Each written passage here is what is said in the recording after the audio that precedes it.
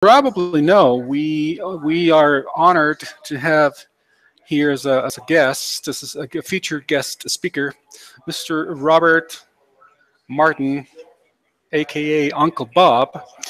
Which I mean, who I'm sorry, who has kindly given me his permission to address him as Bob. So I guess that everyone can do the same thing as well. And the topic that has been chosen for today's Dojo Live is going to be ethics in software development. I think there's going to be a lot of food for thought. And right now, well, enough of the introductions. And I don't think that Uncle Bob needs any more introductions. Everyone here knows who he is. So, Bob, I'm going to turn on the mic and the camera to you. Again, welcome to Dojo Live. And I hope that the guys here enjoy the show. Thank you. Thank you very much. There you go. And I presume we're all set to go. We are all set to go, Bob. All right. So, ethics in software. What a boring sounding topic. So let's set the stage here. How often do people in the civilized world interact with software? How many times per hour or per minute or per second are individuals in our society interacting with software? And the answer to that requires you to look around the room. First of all, you've got probably a smartphone somewhere nearby. Most people interact with their smartphone fairly frequently. You pull it out to check Facebook. You pull it out to check Twitter, you check your email, maybe you've got some other apps on that phone. So you're probably interacting with that software fairly frequently. But then look around elsewhere. What appliances are on the wall that have software in them? Do you have a thermostat on the wall that has software in it? Do you have a speaker on the wall that has software in it? Is there something else that has software in it? Look out in the roads, those cars out there. How much software is in those cars? You might be surprised to find that a modern car has 150 million lines of code in it. And the code in that car is controlling rather large amounts of the car. My wife, for example, has a car which has a front-looking camera, and it can see the lane markings on the road. And if you slowly drift over the lane markings, it will tug the steering wheel back in, thinking that maybe you've fallen asleep. The software in the car controls the steering wheel. And if you're a software developer, that should terrify you, because you know. Most of the people who drive in that car don't know, but you know probably what that code looks like. We, software developers, have grown up over the last 50 years from being almost completely unknown to being the villains and heroes. For example, remember Jurassic Park, the movie? The villain in that movie was Dennis Nedry, a programmer whose evil plot was what really destroyed Jurassic Park. Or think about the Minecraft game. I was in Stockholm not too long ago, and I met with the guys who made Minecraft. The company's name is Mojang. And I hung out with them for a while. I gave them a few lectures, and then we all went out for beer. And we were sitting outside in a beer garden in Stockholm, and just minding our own business, chatting. And a young boy runs up, and he's an American boy. And he happened to be visiting Stockholm, but he runs up and he recognizes one of the software developers. His name was Jeb. And he says, "Are you Jeb?" And Jeb says, yes, I am. And the boy is all over him. Alrighty then, seems like we're live again. Welcome to another episode of Dojo Live, and as you can see, we're broadcasting live from Nearsoft's Mexico City office. And for those folks out there who want to be watching us either now or sometime in the future, please bear with us. We have some background noise. They're kind of, this is the price that we're paying for growing at a fast pace. So they're kind of doing the wiring and such. All right. Well, today we're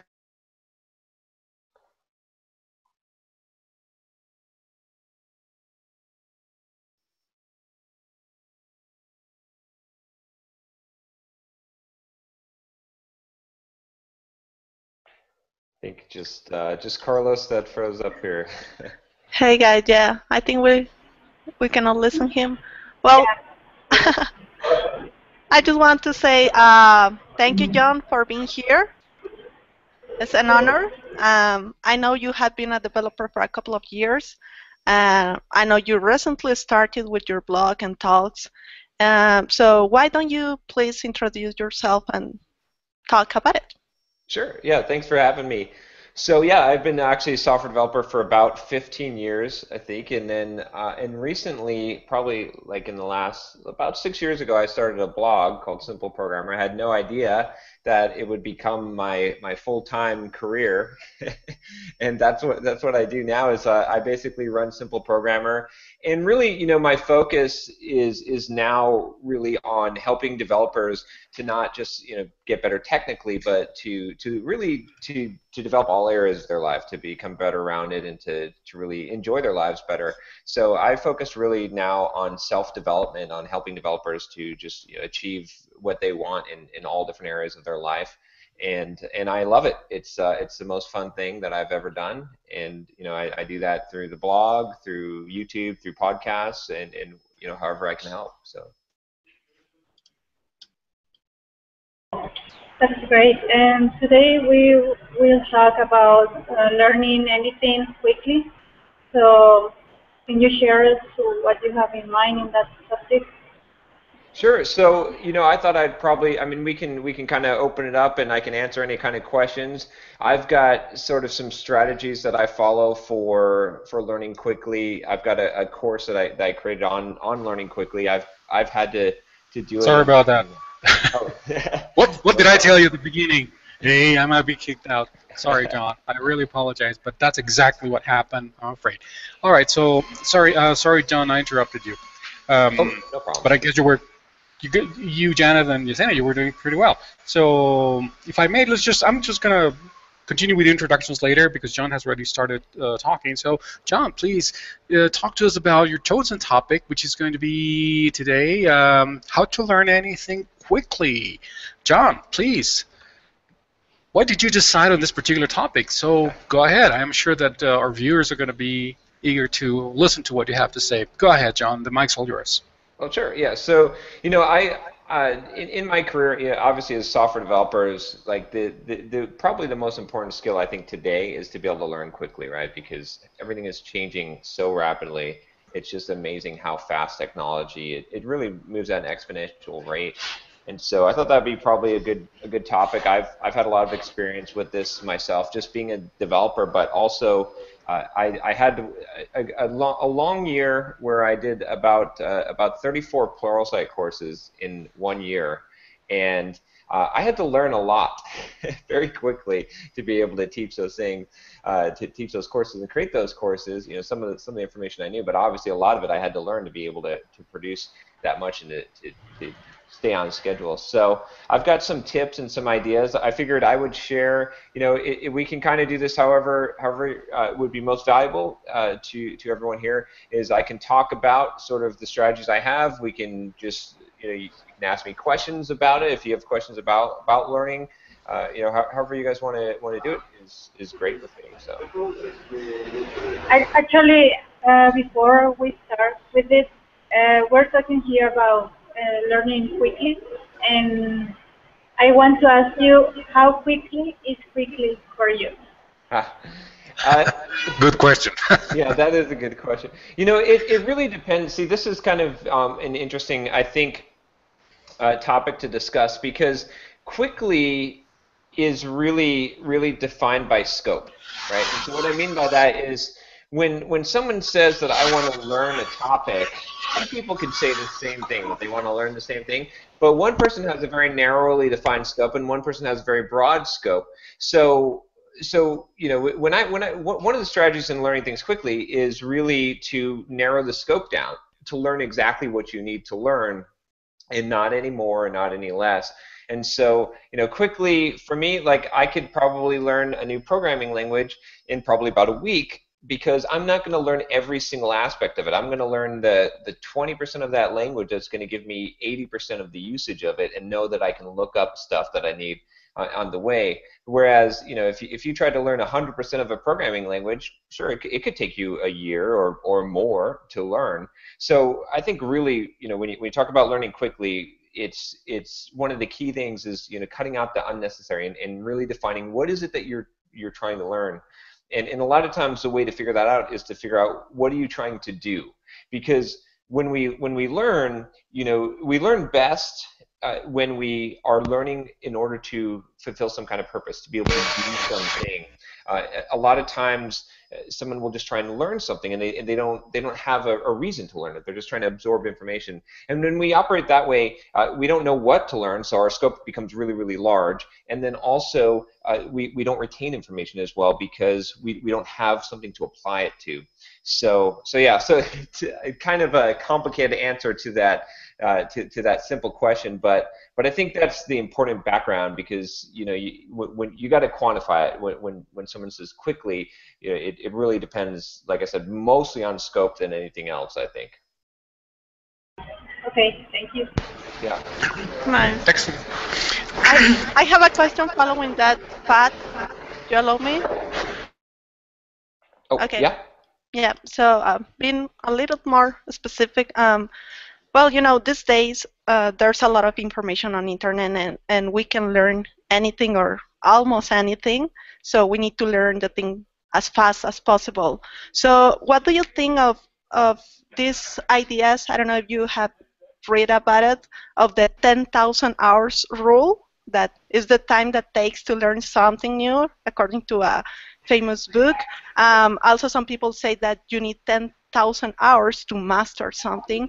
And there's another idea of you only need 20 hours. Let's say you practice 40 minutes per day, every day for a month, and then you get it.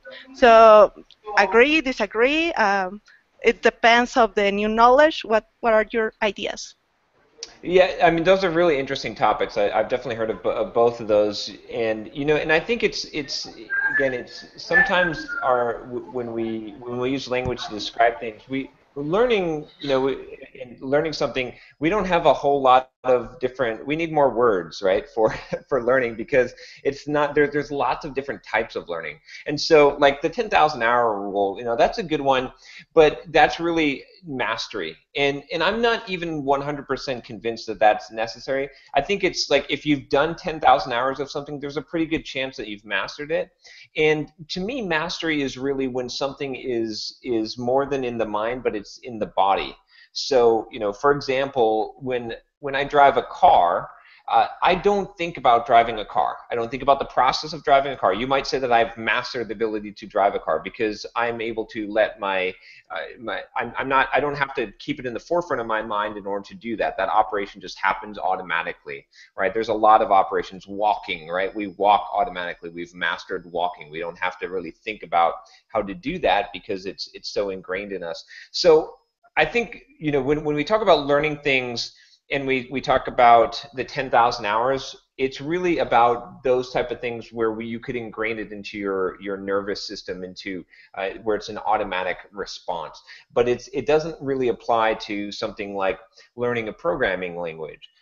Perhaps, you know, to be able to fluently speak a programming language, you know, you could have 10,000 hours. But I think maybe like if you think about sight reading music or playing an instrument. Again, those are things that where the 10,000 hours would have be more applicable. But things that are going to require your brain to be working, like you're never going to get to the point, you could never get so good at programming that you could just type out code without thinking about it, right? You couldn't. It's something that you couldn't really master to that degree. So I think, you know, there's different types of learning, and it depends on the type of skill. You know, the things that can be done autonomously and be ingrained into your nervous system where they're an automatic response, those things can be mastered in probably 10,000 hours. I don't know if that number is quite so accurate. I think you can do it a lot faster if you do the techniques, if you do very good techniques for doing specific practice. But I think that applies to a certain set of things, and then the more logical things where you're never going to, you know, it's never going to be baked into your nervous system. Those things just require, they require a much shorter period to learn, because it's always going to be a mental process. Okay, makes sense. Thanks. Thank you, John, and thank you, Janet, for your questions. And Yesenia, what say you? Do you have any questions for John right now? Yeah, of course. In your book, Soft Skills, you mentioned in the part where you share your 10 steps to learn something, you mentioned that you need to know 3 things before to learn something new, some technology. And one of them is to learn the basics, so you have 20% of what you need to do in a daily basis, the 80% of the usage of the technology. How do you measure that? I mean, how do you know what do you need in order to make things happen if you really don't know the technology yet? That's a good question. Yeah. So really, you know, anytime that I'm trying to learn something, I want to be doing at the same time, right? Because when you do something, then you are much more likely to learn it. And I talk about also that you want to teach it, but let's just look at the doing part. So when you're doing, if you're trying to learn something and you're doing at the same time, you'll quickly discover what that 20% is, because you're going to be using that. That's going to be the stuff that you're looking up over and over again. And so, you know, I guess, you know, when you're starting out with the technology, it can be difficult to know what that 20% is going to be, but you can sort of look at, you know, let's say that, you know, it's going to be very case-by-case basis, but let's say that you're wanting to learn a new programming language. Well, if you already knew a programming language, if that's your context, then you would probably know that the 20% is going to be something around, you know, the constructs of the basic, you know, branching conditions, and how do you create variables, how do you loop, how do you do these basic things, because that's, you know, all programming languages have that.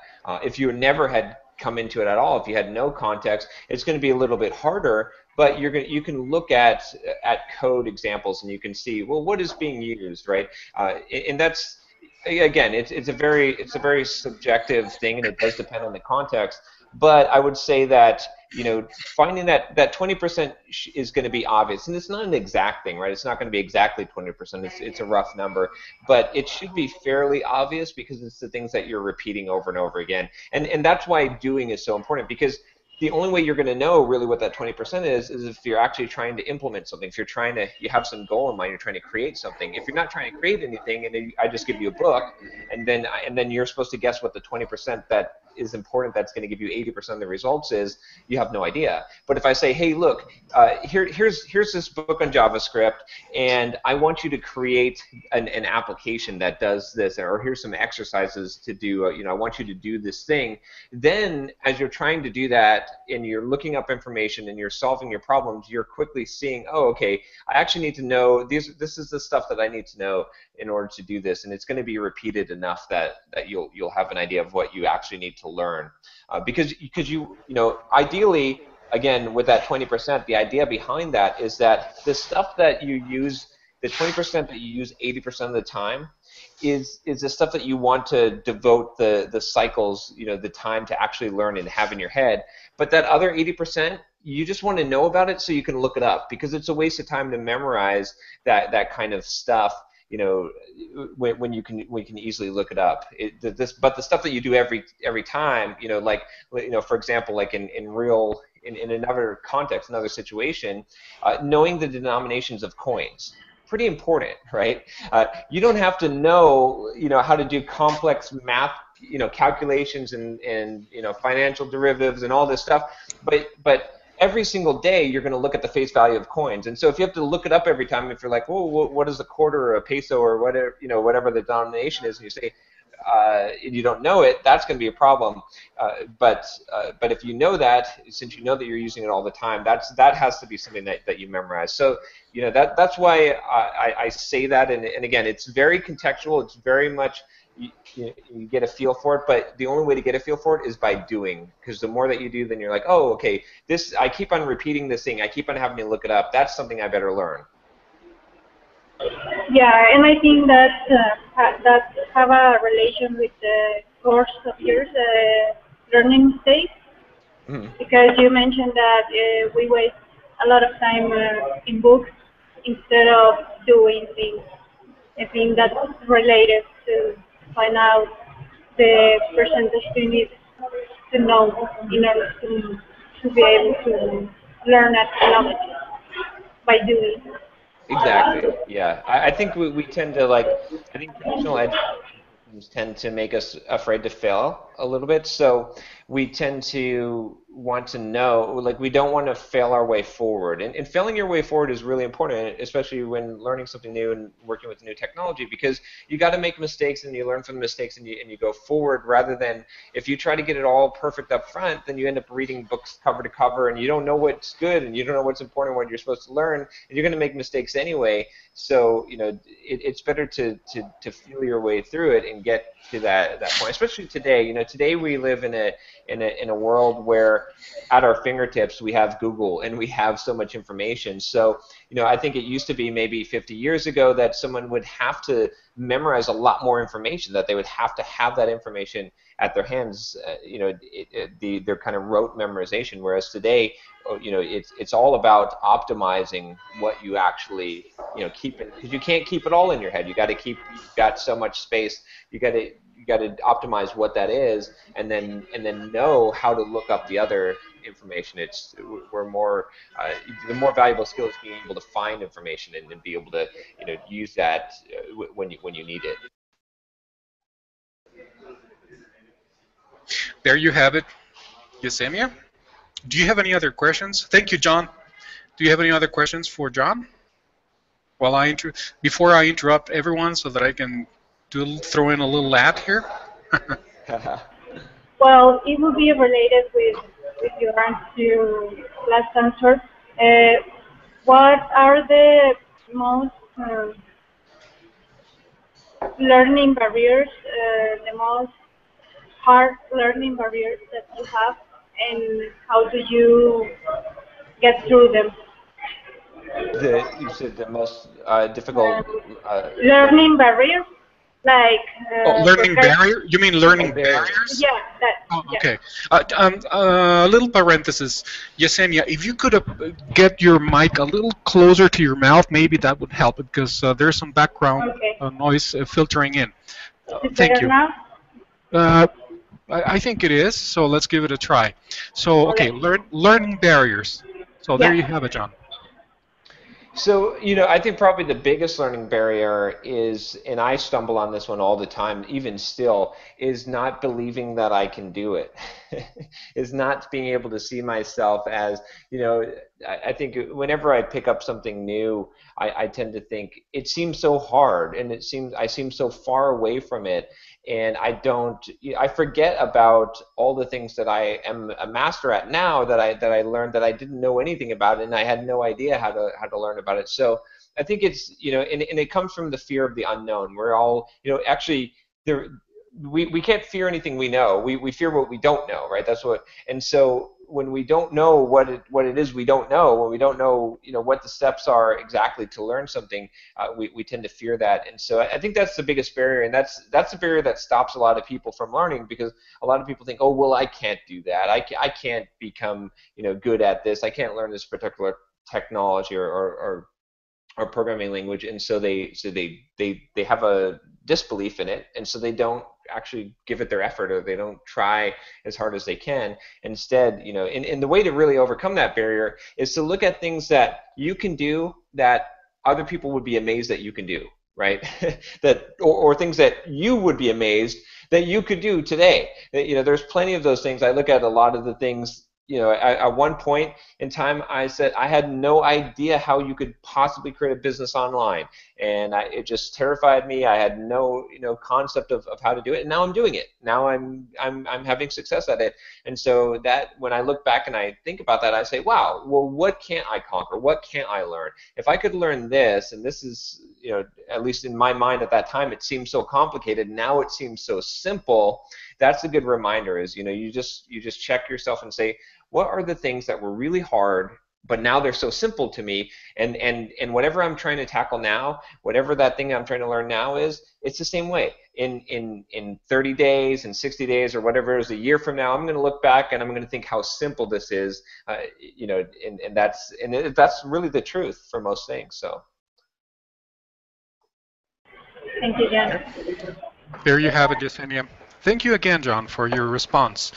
Okay, I have a couple of questions of my own, if I may, of course. Oh, sure. Okay, but before, let me just pause for 1 second. I just want to remind the audience that, first of all, I want to show something off here. This is going to be our new logo, and which was created by our great designer, in-house designer, Axel. And thank you for this, Axel. Okay. The audience, if you have any questions for John, feel free to submit them by means of clicking on the prompt, on the Q&A prompt that you will see on your screen, which is on the lower left-hand side. Click where it says, be part of the conversation. Click there, and then you'll see a Q&A prompt. Send us your questions. We'll read them off to John, and of course, you'll get your response. So again, be part of the conversation. That's the link where you need to click in order to send us your question. That's how you can interact with us. And with that being said, I want to go back to my question. All right, John, here's the thing. Of course, please, as I mentioned before, and my question is, the context of my question is from a standpoint of a non-engineer, because I'm not an engineer. Okay, and also based on your blog and your page, and I perceive that you are also addressing not only developers, but also other types, other profiles, other types of professionals. Could be people who want to become entrepreneurs, or just folks who have a lot of crazy ideas about a whole bunch of things that they want to try out and start, which would be my case. Okay, so one of the main messages that you convey here is that you seem to be very focused on making things, or making the complex simple, right, as a way to become successful. My question to you, John, is this: is there a shortcut to make the complex simple? It's oftentimes it's a longer route to make the complex simple. It's easier for things to be complicated, right? It takes a little bit more eloquence, I think, to make things simple. You know, I think if it were easy to make the complex simple, then then we wouldn't have so many complicated things, especially in the software development world, right? In fact, that was kind of the thing that motivated me to really create the blog. Was I was tired of developers that were sort of higher level than me, or my peers, that were just like making things so hard, and it was discouraging people because it's not that hard, right? I mean, there's nothing that's really, really hard. That's what I've learned, is that everything that you can think of that you could learn that someone can do, some of the things are difficult, but they're not really that complex. When you break things down, and that's really what, as developers, when we write code, what we do is we take something that's sort of this really big problem, and we break it down into, okay, well, can I just make it so that the button clicks, or and we break it down, until we get to the single line of code. And when you look at one line of code, it's always simple. One line of code is never complicated, right?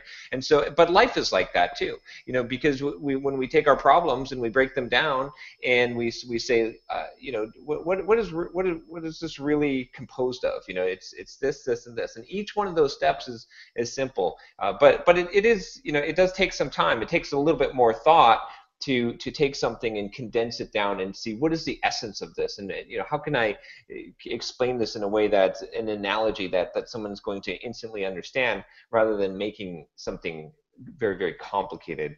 So yeah, so I think it actually, you know, takes more time, but I think if there was a shortcut, if there is like a formula for making the complex simple, what I would say that it is it's looking at a problem and breaking it down into the components, you know, because most big problems, most big things we're trying to tackle can be broken down into smaller things, and then and keep breaking that down until you find something that's simple, and then you know, and then is there some parallel that you can draw that when you've broken it down that far, that suddenly reduces it to a whole level of simplicity that didn't exist before.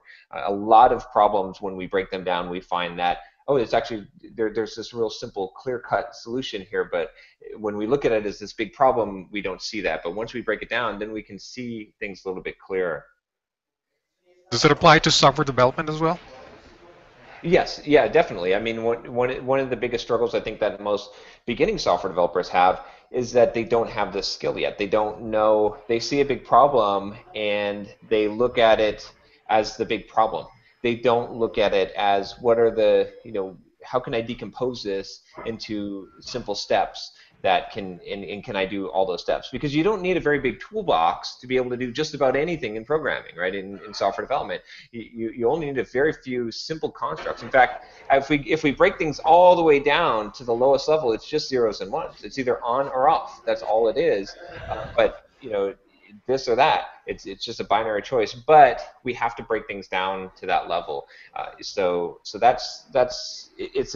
one of the most critical skills, I think, for software developers, but it's also one of the more difficult ones to grasp. You know, but over time, you know, all good developers learn how to in some way take a complicated problem and simplify it down.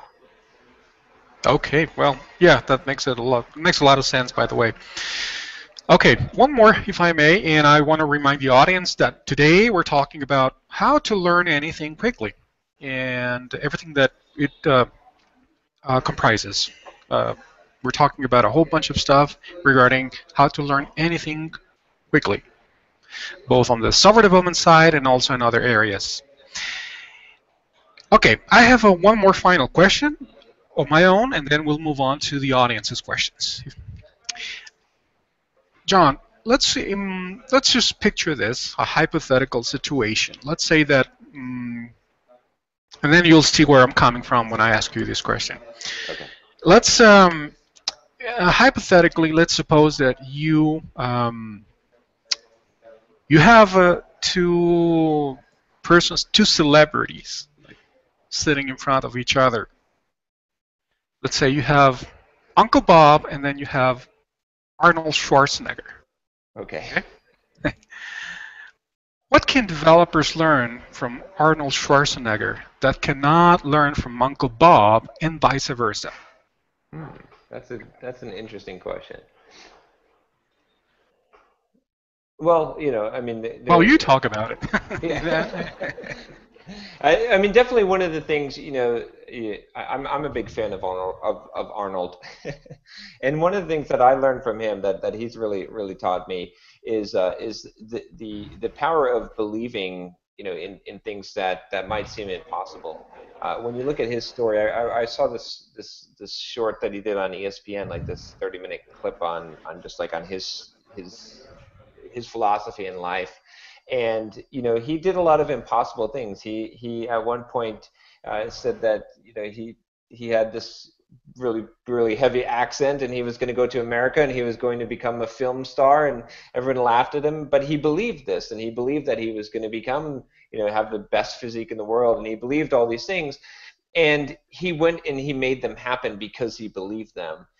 And you know, I think that's something that I think a lot of we can be jaded today in the world, and we can believe that we have to settle and that we can't accomplish anything. You know, as a kid we were told, oh, you could do whatever you want, you know, but we don't really believe that, and it because our parents don't really believe that, because everyone sort of says that, and they say, yeah, you can be whatever you want, but you better go to school and get good grades and get a job. But that's not true. That's really not true. Actually, the reality is you can do it. It's just that most people don't believe, and sometimes the people that, and even if you do believe, there's a second part to that equation, which is to have the commitment and follow through, to work hard, to actually to keep going in face of overwhelming odds, in face of failure, to push on past that. A lot of people hit their first trip on the road and they give up and they don't keep on pushing on. So I think, you know, Arnold is just a great example of that, because look at what he's done. He's gone from, you know, from a poor city in Austria to becoming, you know, the Mr. Olympia, to a movie star, to the governor of California, right? I mean, how amazing, right? This guy was able to accomplish all of these things. So I think that's one thing that you can learn from Arnold. From Bob, from Uncle Bob, you know, one of the things that I really learned from him that I find is valuable is the adaptation. Like, I mean, here he is. He's been coding his whole career, and he's adapted to technology. There's a lot of famous programmers that, you know, I'm not going to name names because I don't want to call them out, but they've sort of faded away into oblivion, because they used to be, you know, these were the guys that I read their books and admired and looked up to, and where are they now? You barely hear of them, and it's because they didn't adapt, they didn't change with the technology, you know, they didn't have the ability to keep changing and keep on following the path forward. So I think Uncle Bob is a great example of that, of just the adaptability, and, you know, and the other piece that I'd say from him is what he teaches is principles. And I think that's something that, you know, applies in software development, it applies in life, is when you base your knowledge and when you base what you do on principles rather than techniques or strategies, they last forever, because principles are universal, because principles never fade away, because principles are the cornerstone. They're the things that make up, you know, the foundations of the world of programming, of everything that we do. And so, you know, Bob really has focused, and he's written books, and he's built his whole career on principles. And regardless of the technology, regardless of where things go, those principles, or at least most of those principles, are still going to apply, because they're deeper than just some technique or the hot technology of the day. Mm-hmm. Yeah, absolutely.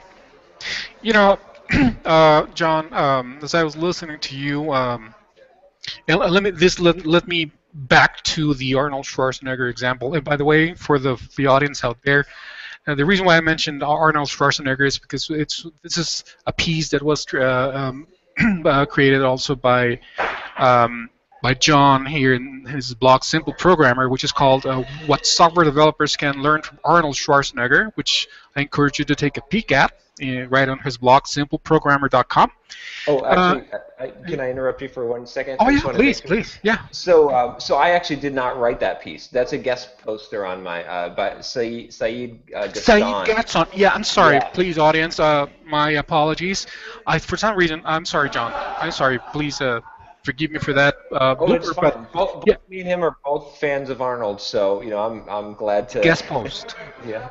Yeah. Sorry, I should have worn my glasses. It's kind of a tiny little type. Okay, Saeed Gaston. Yes, but it's right there on simpleprogrammer.com. You should take a peek at it. And it pulled my attention immediately. It's like, I mean, what software developers can learn from Arnold Schwarzenegger? You never would imagine that software developers or non-software developers like myself could learn anything from Schwarzenegger, and I think I get the point. But is there a takeaway for this, John, as far as learning something from Schwarzenegger? For example, I believe that from what I'm reading here in this post, this post is encouraging folks to devote all of your energy, and I'm just reading off of the post here. Devote all of your energy to doing one thing, right? Mhm. However, in the technology world, I believe from what I've seen here, especially here among my fellow Nearsoftians, is, I mean, you have to stay up to date in a whole bunch of technologies, a lot of things that are going on, that are new things, new technologies are popping out every day. So, what what's the balance for this? I mean, can you just focus on one thing and then forget the rest, or you want to try to cover everything? So, where's the balance for this? Yeah, that's a good question. It's a big struggle I think that a lot of developers have. You know, I always recommend that a developer specialize, right? To have something that you specialize in. I think that's a really important marketing tool. I think it's something. It also, you know, just looking at it from the other angle, from the Arnold angle, you know, having your focus not diverted or you know, dispersed. That's what I'm looking for. Is very valuable because you can hit something harder, you can go deeper with it, but at the same time you have to have a fairly broad base, right? So what I usually recommend for developers is that they have a fairly broad base, but they pick one specialty to go after at a time, and they go really deep in that specialty and focus on that specialty, because that's what's really going to make a difference in your career and is going to set you apart. And you can't know it all, right? You can't learn it all today. I mean, sometimes I used to wish that I was a programmer back in the 80s, because then I could learn it all. But I know even then there was probably too much, right? The reality of the situation is that today there's no way. You can't keep up. So don't even try to keep up. Instead, pick something that you're going to do really well and do that really well. Now, you're going to have to know certain things. You're going to have a base knowledge, of course, but pick a specialty and pick a focus and go that direction and go deep, because that's how you become great. You can't become, no one today is going to become a Renaissance man of, you know, a polymath that is going to be great at multiple things, at everything. You just can't do it. There's just too much stuff. So instead, you know, you got to have the core, you got to have the basics, you got to know, you know, have a broad base, and that base can expand over time. But you got to also have a focus in something that you're going for hard, and that you're gonna get a very deep knowledge of. Otherwise, you're just going to be like everyone else, and you're not going to have anything that's going to set you apart or going to really define your value. Okay, well, absolutely. Okay, I'd like to move on to the audience. We have a question by one of our fellow Nearsoftians here, Dan Valle. Dan is asking you, John, the following. What would be the top things to do to consider yourself to be proficient in software development? So I leave you with that question, and as far as I'm concerned, I'll be back. So to be proficient in software development, I guess it really depends on what you define proficient as. But what I'm going to define it as, you know, to me, to be proficient is, I would say that you can build an app end to end. Right, you can create something. For my whole test, I remember being a kid and wanting to be a programmer and feeling like I wasn't proficient until I could create something on my own. I made my first app and I had built the whole thing, not just the user interface, not just the back end piece, because, you know, I'd get my first few jobs as a software developer, I didn't feel proficient because they had me working on this little piece of a thing, and I was like, well, if I don't feel like I'm proficient unless I can build an entire thing myself. And so I think a good test for it is, can you build something? Can you actually build an application from start to finish, the entire thing yourself? It doesn't have to be a huge application. A lot of times, to encourage developers, I'll have them do mobile apps, because you can build a fairly small mobile app. That's something that just one developer can do on their own, and that kind of proves your proficiency, because you're able to do all the things from creating the user interface to creating the logic behind it, to using data if you're using a database, and taking input and displaying things on the screen, all the kind of components that you need, I'd say, to be proficient. So that's how I define it, is if you can build an app in your chosen technology, then you're proficient. Other people, will have different levels of standards that they would call proficient. Okay. There you have it, Dan. Thank you for your question. And I hope that has been answered to your satisfaction. And if not, just send us another one and we'll take it. And I also want to remind the audience to please send us your questions. We still have plenty of time. Well, actually, we have about 20 minutes, so feel free to send us your questions and we'll go to them as soon as we get them. Okay, let me go back to Yesenia and Janet. Okay, wait a minute. Yesenia and Janet, sorry to interrupt, but I have another question from the audience, okay? And this is from another fellow near Softians. He's right there in Hermosillo, and he's from our good Alfonso Arita. And he's been with Nearsoft for ages, even way before I got there. Okay, Alfonso is asking the following, John. Is it within your plans to create more content in the Pluralsight platform? If so, what would be the courses? What would the courses be about? I wish I had either a few more of me, or I could have more time in the day, because there's so many things I want to do. There's so many things I want to do.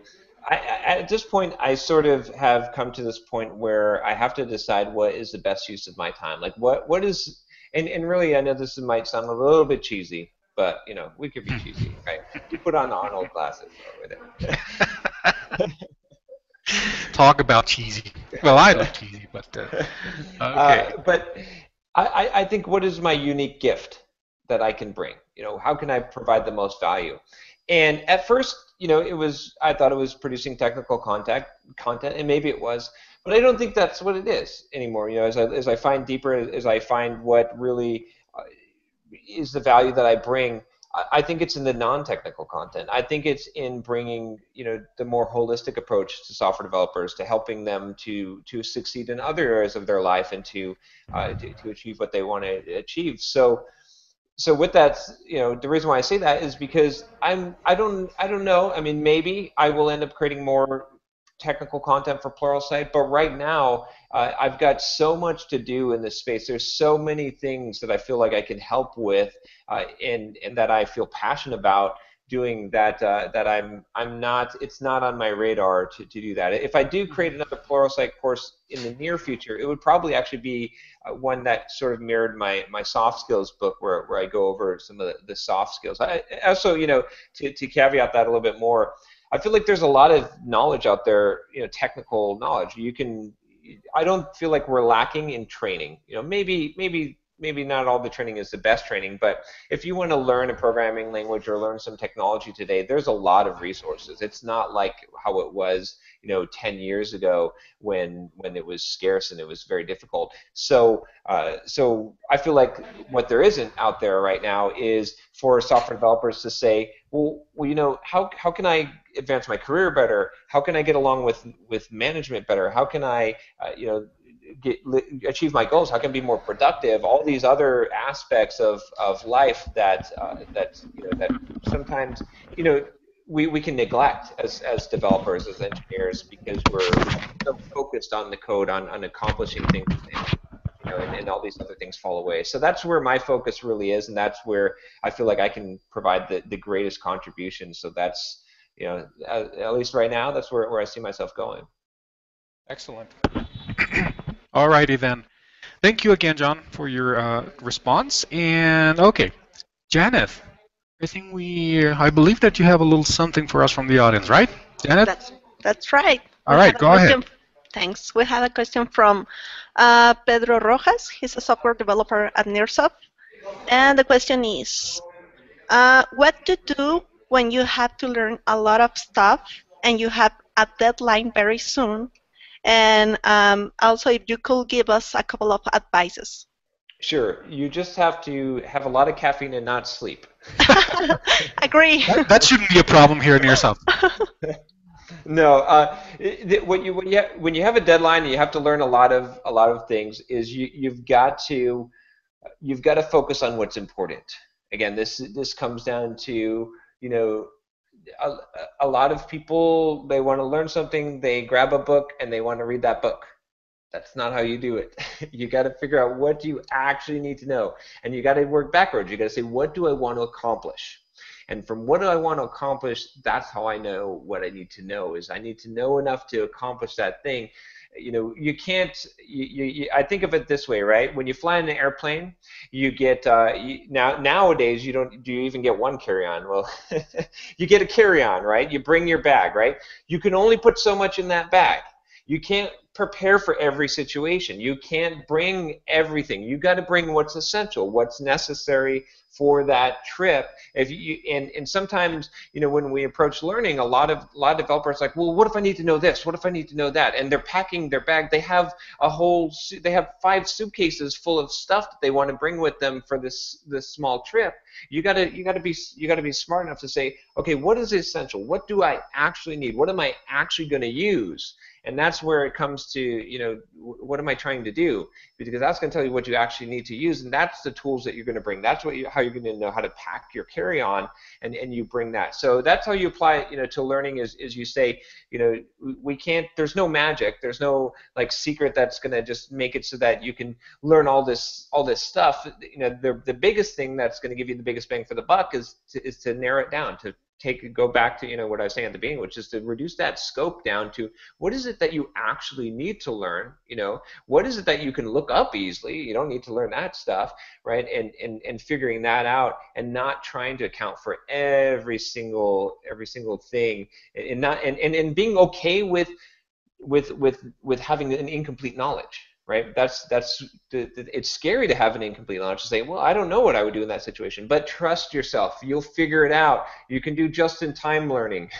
You know, you have to have the basics, and you got to get that down so that you can be proficient. But then for all the other things, you can just in time learn what you need to learn, and you know, you have to. It's an agile process, right? It's agile learning instead of learning big upfront learning. We're learning as we go as much as possible, because things change, right, so rapidly. So you don't want to invest too much into one, you know, into making all those suitcases full of stuff that you might not ever use. Okay, makes sense. And that's a really good example. Thanks for your answer, and thanks for your question, Pedro. Alrighty then, and thank you, Janet. Also, but do we have another one, Janet, on your end? I do, but on my own. No, from the audience.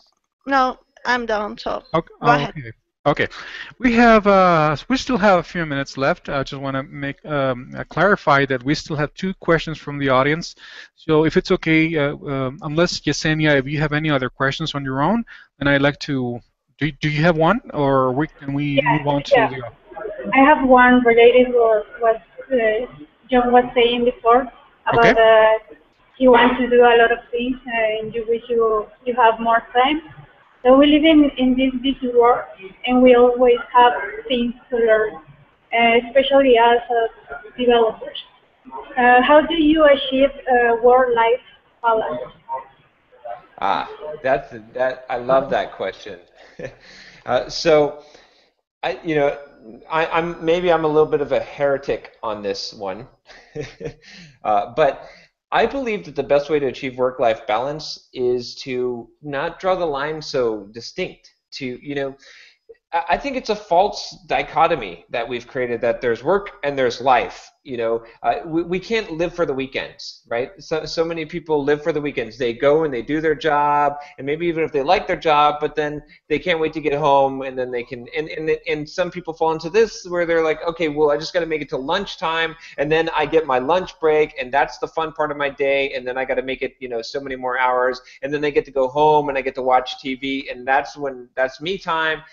That's kind of a sad way to live life, because you spend most of your time at work or sleeping. So if you're not enjoying your life, that sucks. I don't want to do that. And when we do the work-life balance, we tend to do it that way. It's like work is bad and life is good. Well, it's it can be integrated a little bit more. And you're back in the day. I think it's different in the society that we live in today. But I would imagine that back when there were blacksmiths, I don't think the blacksmith was like, well, okay, I'm blacksmith now, and now when, you know, at 5 o'clock or at dusk, I'm not blacksmith, right? It's me. I'm going to watch some Netflix. Instead, he's always the blacksmith, or the doctor is always the doctor, and that's part of their identity and part of their role, and they enjoy that, and that's part of their life. So really, I'm not saying like work, you know, be a workaholic and work all the time. I'm just saying that let that be part of your life. Let that be you.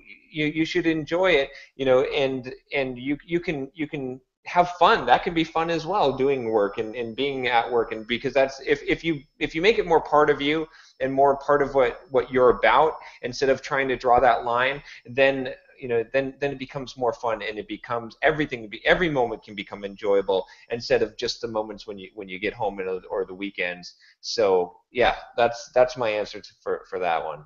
A great one, thank you. There you have it. Hey, that was an excellent question and an excellent answer. Janet, Yesenia, do you know if we have any openings in people development? We should hire John. Alrighty. Okay, 2 questions from the audience. The first one is from Ricardo Mendoza. Ricardo says, in order to start to learn something, we have to break all in small steps. How do you know where to start and how to set the scope of each? So yeah, so that in order to set the scope and where to start, it really comes with, I'll kind of go through my process a little bit, because I've got a 10-step process to learn, and it really starts with getting the big picture, right? Before you know, you got to get rid of some of those unknowns, right? You got to say, well, this big thing that I'm trying to learn, what is it about? Like, let me just find out a little bit of information. You know, let's say I'm trying to learn a programming language. What's the basis of this? Who made this language, and what's kind of the way that they intended it to be used? And what, you know, what does the edges of it look? How big is this thing? Is it you know, is it this big, or is it this big, right? I got to know that. So it starts with that. And then the next question you ask yourself is, what am I trying to do with this? What am I actually trying to accomplish? And I keep going back to this because this is so important, is what are you trying to do? Every time you're trying to learn, it should be, I am learning this so I can do blank, and you need to have a blank. If you don't have a blank, then it's just fun. There's another way of learning, which is just absorbing things for fun. But this type of learning, when we're trying to actually like learn a technology or something, it's for a purpose. So when you figure out what the purpose is, that narrows the scope a huge amount, right? Because if I said I want to learn, let's say, C#, right? That's a fairly big language if I don't know anything about it. But if I said I want to develop a web application in C#, okay, now the scope just got narrowed down, because there's a certain amount of the language that I need to know. It might have actually expanded in some areas, because now I need to know a web framework or something. So maybe then I look at that and say, well, how big is that? That seems kind of big. Could I dice it down further, and could I make it? Could I have a smaller goal and learn that, and then that could be part of the bigger goal. So you kind of approach it very strategically, right? Because a lot of people, what they do is they say, well, I want to learn C#, so let me go grab a book on C# and I'll just start reading. And there's no strategy to that. Instead, you know, what I'm saying takes a little bit more work up front, but you got to look and say, okay, well, how can I make this, scope this down to actually accomplish what I want to do in the time frame that I have, what can be done, just like planning any kind of other project. And so, you know, that's how you sort of figure out and reduce the scope. But then another good technique is to go and you know, so you kind of figured out the big picture, you've kind of narrowed down the scope and figured out what your goal is, what you're trying to accomplish, and then you kind of want to go to this point of looking at resources. What did other people think was important? You know, one thing whenever I'm trying to learn something is I'll look at the table of contents of a bunch of books on the subject, or, you know, courses online or something, and I'll see what did everyone else think was important to learn.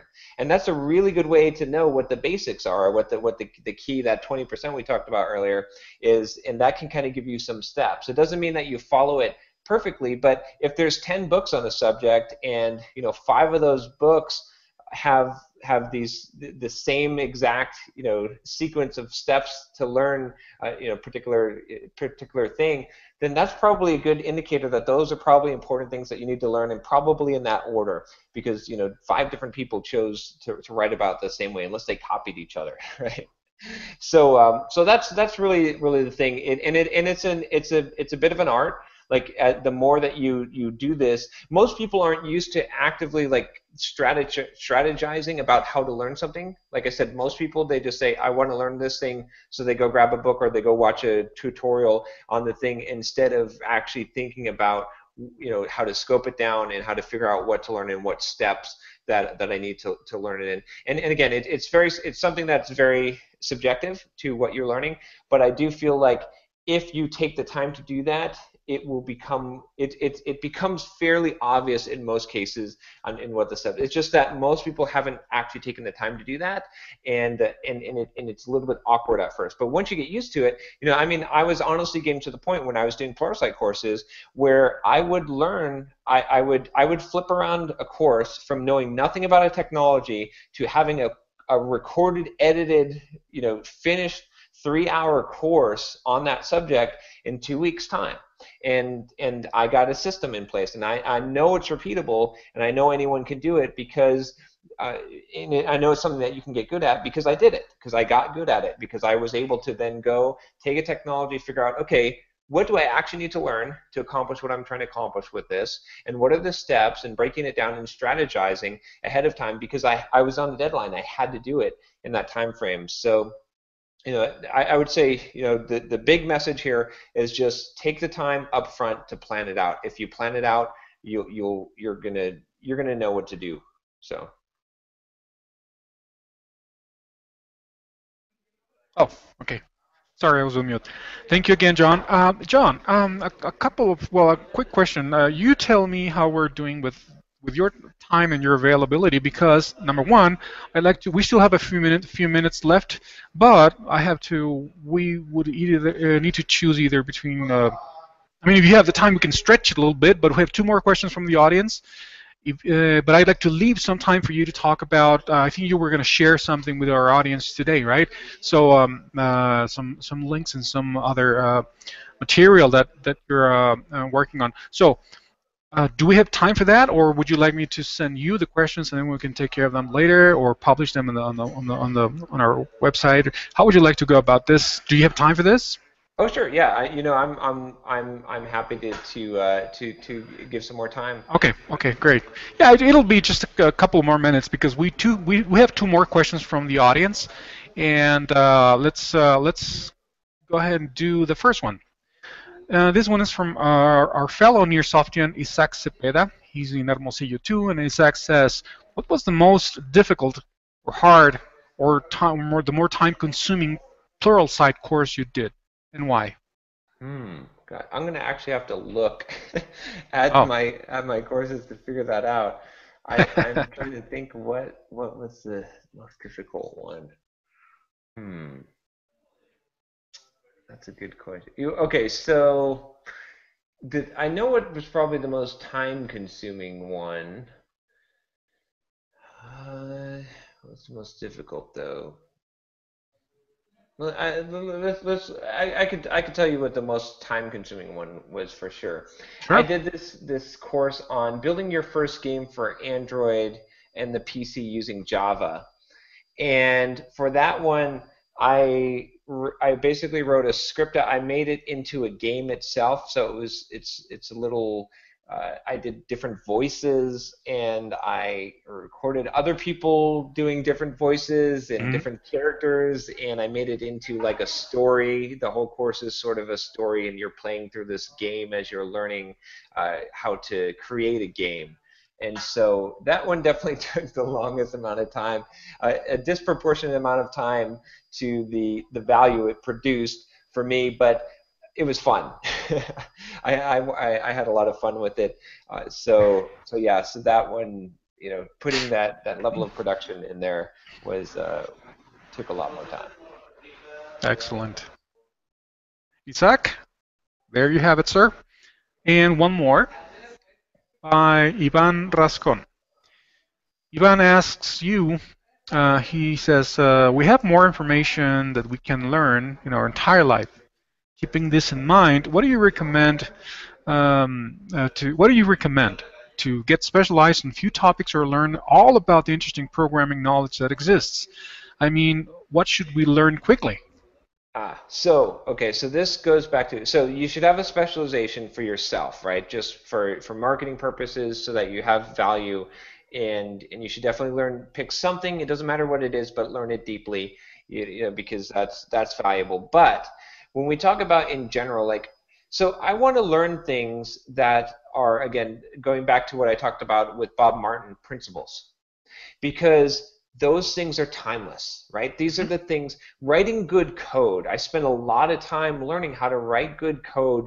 Bob Martin has some excellent books. His Clean Code book, right, is one of my favorite books because it taught me how to write good code. Code Complete, also by Steve McConnell, helped me to learn how to write good code.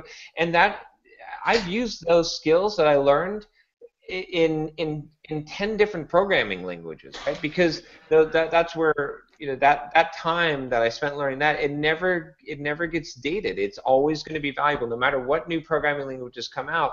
Learning how to write clear, concise code and the principles that are involved in engineering that construction of the code, those are invaluable. So you should definitely spend time on those, as many things as possible. Again, in life in general, right? Not just in code, not just in the technical aspect. What are the timeless principles that we can learn about life? Right? What are the things? I spend a lot of time. I did this post on like the 55 books I read last year, and someone commented and they said, "John, you have a lot of self-development, like self-help books on there. I don't see why you would need to read all those self-help books." And my answer is because those are the things that like are so universal. Those are the things I'm going to use in every aspect of my life. If I know how to achieve, how to set goals and achieve goals, what can I do, right? I mean, it applies everywhere, right? So I try to spend my time on the things that are principles that apply to a much larger scope of things. So I think that's that's important, and that also brings you outside of the engineering aspect, and that's why I focus so much on soft skills, because I think soft skills are universal. Those are the things that you're going to use your entire life. If you switch careers and you get out of software development, you're still going to use the soft skills that you learn, right? The communication skills, people skills, those type of things, even productivity skills, right? Those are things that are going to be very universal. So I would say that you want to have a two-pronged approach to summarize here. One prong is you need to specialize. You pick some technology and you go deep with that so that you have an expertise. You should always be an expert in something at some given time, right? And then the second one is that the rest of your knowledge, as much as possible, try to learn principles. Try to learn universal things that are not going to be dated. A lot of developers make the mistake and they're like, well, I know JavaScript, all these JavaScript frameworks, and I know all these programming, and they know all these technologies, and as the years progress, that time that they spent, it stops having a return. It has a negative return because those technologies get dated and technology moves forward, and so they become useless skills. Whereas someone who's devoted a good amount of their time to timeless things, to principles, to writing good code, to good engineering practices, to architecture practices, those people, that time that they spent, it pays them back tenfold over the course of their life, over the course of their career, because those things don't change. Those things, there's maybe different ways that they're applied, but they don't change. So, so that's how I would divide my time, and that's how I do divide my time. Great, John. That was excellent, by the way. And alrighty, John, we have a right now it's 6:03, and if you want to go ahead and talk to us about, I think you shared a link with me at the very beginning of prior to the broadcast. So that now I'd like to hand over the mic to you and share that whatever it is you want to share with our audience. Feel free. Now is your time. Go ahead. Sure, sure. So I wanted to really leave this open to the Q&A because I think that's pretty valuable. But Okay. so we didn't go too much into the program I have. I've actually got a course called 10 Steps to Learn Anything Quickly. Mm-hmm. And I put together an email course on the 5 learning mistakes software developers make. These are, it's kind of funny. There's one of the lessons is a video, there's a bonus 6 one is a video of me talking about the mistakes that I made. All these are mistakes that I made, right? This is so I've got that information out there. The 5 learning mistakes are free. It's a free email course that I think can be useful. And then it has it has some information about how to get if you want to buy the 10 steps course, which is I think it's probably my best-selling course now. But you can get there if you just go to simpleprogrammer.com/dojo. And you can just sign up, put your email in there, and then I'll send you the 5 lessons, and it'll also send you a link to that 10 steps course. But yeah, and in that the 10 steps course, I cover an actual 10-step process that I use. You don't have to use the exact 10 steps, but we talked about some of the things like getting the bigger picture, defining the scope down. But one of the things we didn't talk about, which I'll just rant on for a second here or riff on, is teaching, right? So if I want to leave your audience with one thing, I would say that one of the best things that you can possibly do if you want to learn is to teach. Because when you teach something, this is again, and it goes, Carlos, into what you're talking about making the complex simple, is in order to teach, you have to make the complex simple, right? You have to go through that mental process of simplifying something. You may think you have it in your head, but if you really want to solidify your learning in anything, you teach it to someone else, and then you will really understand it, because it will force you to reorganize the information when you take it out, and when you put it out into the world, it'll reorganize it in your own mind, and that will create a deeper knowledge. And that's where I believe that you don't truly understand something until you teach it. But once you teach it, it solidifies and you never forget it. So I would definitely, that's part of the 10 steps. It's the final step is actually teach, but it's one of the most important steps, I think, and it's a step that a lot of people ignore because they feel like they're not qualified, or they feel like they don't have the authority to teach. But to that, I would say that you only have to be one step ahead of someone in order for you to teach them. So you can always help someone, even if you're just one step ahead. So yeah, so if you want to check all that out, simpleprogrammer.com/dojo. Perfect. Simple. There you have it, folks. simpleprogrammer.com/dojo. And alrighty then. Well, John, I really want to thank you from the bottom of my heart for having agreed to be here with us today, and also Janet and Yesenia. I really appreciate your being here too. I think your contribution certainly made a difference here today. So thank you, the 3 of you. John, by the way, in case I didn't mention it, I think I did, but just in case, we'll be sending you a couple of very nice non-digital tokens of appreciation. And I'm not going to tell you what it is, but it's going to be a surprise. It's a little thing that I cannot email, but I'm going to be FedExing to you soon, probably in the next couple of days or so. Alrighty then. If there's nothing else, then again, thank you, and thank you everyone, and especially the audience for being here with us. Remember, Dojo Live, this is going to be our new logo soon, so keep an eye out for this. It's going to be all over the place. And again, John, thank you so much. We're going to be in touch, John. And Janet, Yesenia, thank you. Love you all. Thank you. It's an honor. All right. Yeah. Thank you there for you have having it. me. Have an excellent afternoon, John. Janet and Yesenia. All right. Goodbye. Take care. Nice to meet you. Bye.